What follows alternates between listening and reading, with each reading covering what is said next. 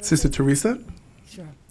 It's great to be here. My name, everybody actually calls me Terry Rickard, and I'm so happy to sit next to Jacqueline because I was a Girl Scout for like 7 years. I grew up in Queens, in Floral Park, and it was like everybody was a Girl Scout. So it's interesting how these things that you, as you're growing up, when you see women in leadership positions, and certainly Girl Scouts, that was part of it. And my mom was a great leader in Girl Scouts.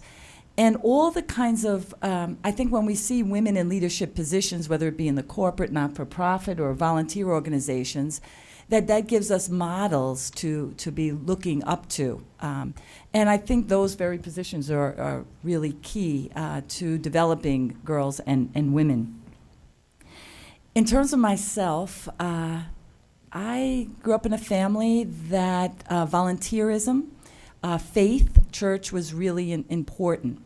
And kind of those values were part of who I am today. And I'm very grateful for that. So always did volunteer work in high school and college, and from that really wanted to be a teacher. I also was very involved in athletics, and that was the time of Title IX. So what you see now, there was so much equality in terms of girls and women's athletics. I was just in the throes of that. So athletics, I think, played a very key for me in terms of being a participant in life, instead of somebody that's kind of on the sidelines. And then when so I wanted to be a teacher, I wanted to be a coach, and I taught at a high school, upstate New York, and was that. And also that whole sense of, through athletics, to build girls up in terms of self-image, to believe in themselves, to be competitive. Another interesting thing that I haven't thought about in a while, I went to a all-girls Catholic high school, and there, everyone in a leadership position was a woman. The principal, the heads of departments. When I went to Catholic public school to teach, I was just kind of then, at that time, kind of raising my feminist consciousness and saying, it's amazing. Even though there were mostly women who taught at this high school, the heads of the department were men. The principal was a man. The superintendent was a man. So I began to appreciate some of those strong women who, throughout my life, were really role models, and I just assumed that women could be in those kinds of positions. So I taught for a couple of years, and then volunteered at my parish church and was involved in youth ministry.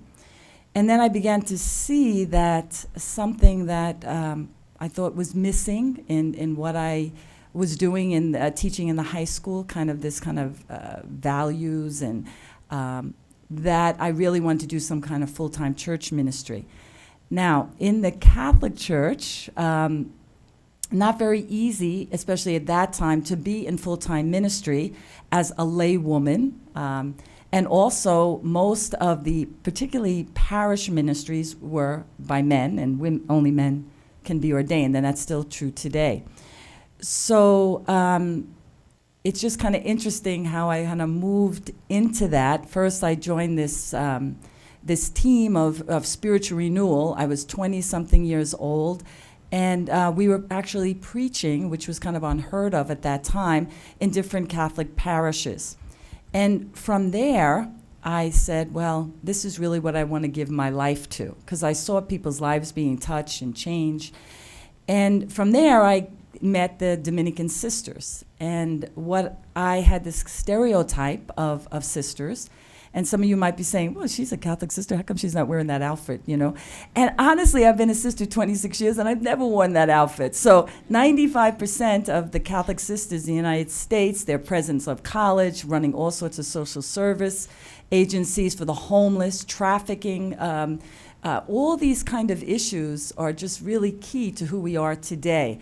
So I met these women in the late 80s and just was blown away by the kinds of work they were doing in terms of justice ministries, empowering women, reaching out to children, and all the kinds of things that I saw as important in terms of connecting faith and life.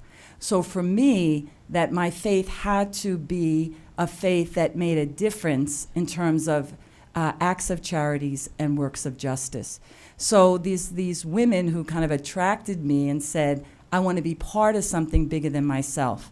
So what I could do as an individual, I couldn't do without this sense of community. So I think that for me, from family to community has been a really important part of my journey and has been able to be transferred into my work in the organization I'm part of today. That sense of wherever we are, that we create community. And from that, to empower each other to be the best versions of ourselves. So then I become a Dominican sister, and I begin to work in parishes in the South Bronx. So mostly in multicultural, particularly Latino communities, learned Spanish, advocated for all sorts of, particularly women, did a lot of work and had a soup kitchen and clothing pantry, all the kinds of things that happen in a church setting, in particularly a poor urban area. And really met women that I have become friends with and still friends with through my whole life. So I would say those early years so shaped who I am today and how I see the world. So from that, kind of got frustrated in parish life, loved being the day-to-day with people, but I knew I was a leader, and I knew that I had those qualities and was exercising them in the church there. So different things happened, and I kind of went out with a couple of other people and did a kind of retreat ministry and kind of itinerant preaching, that kind of thing. And it's interesting, too, during that time that a priest friend of mine, as I was studying theology and really felt called to this preaching ministry, he said, Terry, you'll only be frustrated because you're not going to be able to do that in the church. So we talk about the kind of stained glass ceiling. But I was undeterred. I felt like I had this gift and talent, and I wanted to touch people's lives, and with a faith that I felt could really help people live that kind of full and abundant life that I think God calls all of us to. So I just kind of kept going and being educated and trying to get the skills I needed. And then this organization that I'm actually the president of now is called Renew International. And it was when I went to visit there, I had no intention of being the executive director, but I wanted to use my skills as a presenter, as a preacher, and a teacher. It's an organization committed to the revitalization of Catholic faith in parishes, and we do that by organizing people in small communities. So you would think of it as we do training, consulting, and publications. So we have 3. So, and what attracted me there, some of the programming I was doing in this small parish that I could do and touch the lives of thousands of people. When I got there was a particular program that I was working on, and now that program has touched the lives of over 350,000 people, not just in the United States, but in South Africa and Latin America. Most of our resources are in 5 languages, 6 languages. Everything we do in English, we do in Spanish. So for me, an attraction about the not-for-profit is that sense of being able to make an impact. How do I use my gifts and talents to touch the most people, and to do that in the context of community?